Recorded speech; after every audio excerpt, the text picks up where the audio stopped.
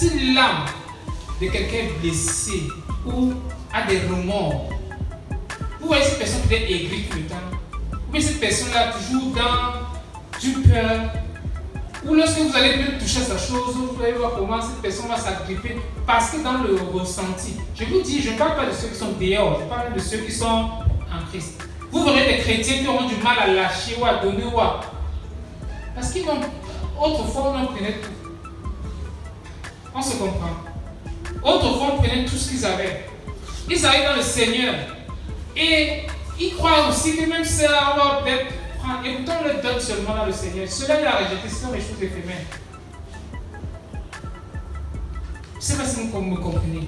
C'est-à-dire, les pensées qui étaient en Christ commencent à t'habiter, à te remplir, à remplir tes émotions, à remplir tes sentiments, à remplir ta compréhension, à remplir ton identité, jusqu'à ce qu'un jour tu dis, hey, je faisais même pas comme ça. Oui. C'est tu te rends compte que, hey, ce que tu faisais là, ce n'est pas bon. C'est ça. Et tu vas voir que ton voisin va commencer à dire que, hey, tu as changé. Et c'est ça. Les hommes voient ce changement. Alors Dieu a opéré le changement depuis. Mais c'est quand ils voient ça, qu'ils voient cette progression-là, vous allez voir que quelqu'un qui prêchait même dans une dispensaire, il devait prêcher peut-être une certaine chose. Mais plus tard, vous voyez que même ce qu'il avait dit hier, il parle d'autre chose.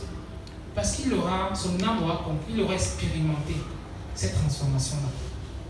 Ce que veut le Seigneur, il veut nous voir déplacer de notre centre de conscience. Donc, c'est de notre déplacer le centre de conscience de notre être.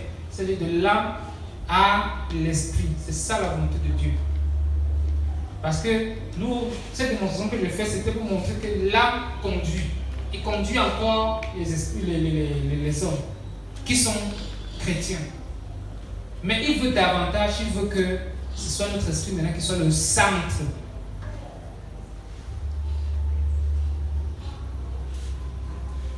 Et que cet esprit régénéré, qui doit à présent conduire toute notre vie sous la direction, sous la conduite du Saint-Esprit.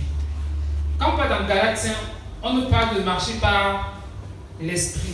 Je rappelle encore, ce n'est pas écrit avec grand E ou petit E, dans la version originelle. Mais c'est pour nous faire comprendre davantage que lui, nous allons marcher par l'Esprit de Dieu, n'est-ce pas, qui nous conduit. Mais l'Esprit de Dieu vient reposer sur notre esprit. C'est lui qui vient régénérer ce qui est sans. Voilà. Ça nous comprenons. Il vient régénérer là ce qui est semblable. Et maintenant, porter des actions sur notre âme. Lisons Luc 2, verset 40.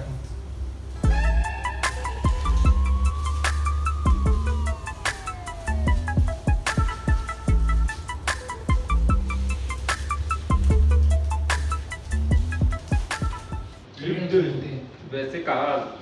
Or, l'enfant croissait et se fortifiait. Il était rempli de sagesse et la grâce de Dieu était sur lui.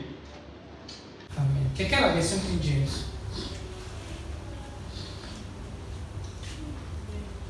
Oui, fais-lui la version King James.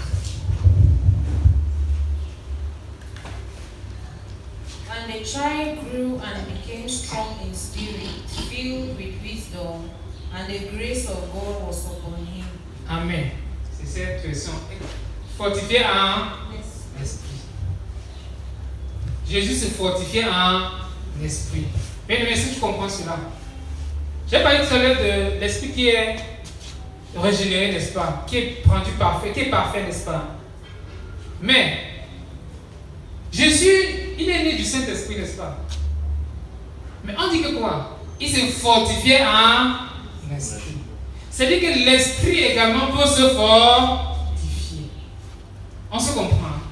Et cette fortification-là, bien aimé, quand tu as déporté le sang de l'âme plutôt vers l'esprit, parce que l'âme autrefois, même si tu mettais sans avoir une nouvelle naissance, tu mettais tous les versets devant quelqu'un, c'était flou. Comprenons. C'était flou pour lui.